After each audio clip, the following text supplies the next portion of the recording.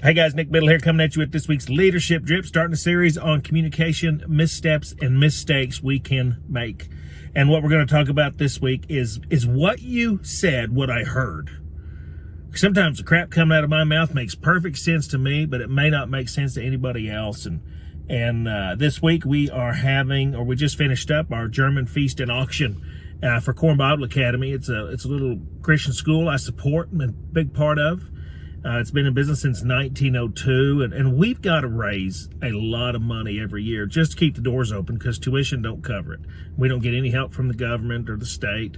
But every year we have an auction, and people from all over will donate items at this auction. And 2 years ago, there was a antique tractor was donated, and my wife and I, the auction's going in this gymnasium, and there's 1,000 people in the room.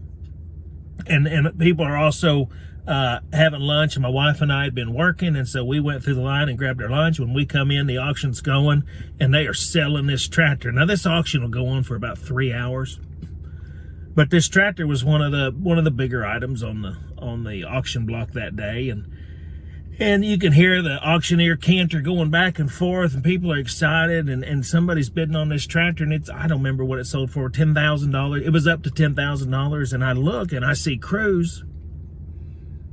He's bidding.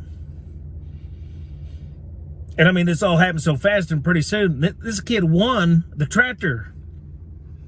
And he holds up his auction number, and he got this tractor, so he's now the proud owner of a tractor. And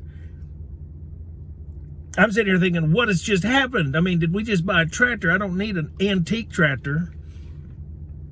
And he comes down the stairs because he was kind of up in the crow's roost. He comes down to the floor where me and my wife Trina are, and he is so proud. I mean, he got a tractor.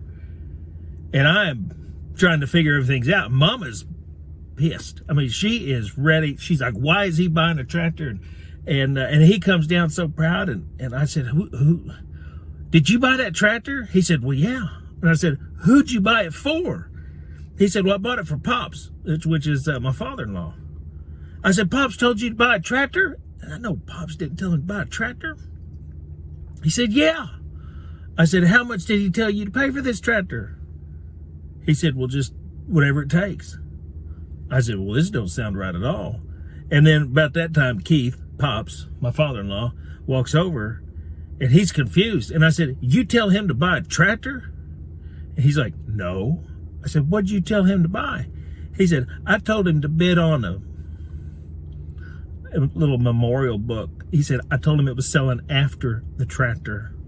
So now my son, my father-in-law, is a proud owner of an antique tractor, all because sometimes what we say is not what the other person hears. So make sure when you're giving instructions or when you're receiving them that you're on the same page and you don't show up at the end of the day the proud owner of an antique tractor. All right, guys. Till next time, take care.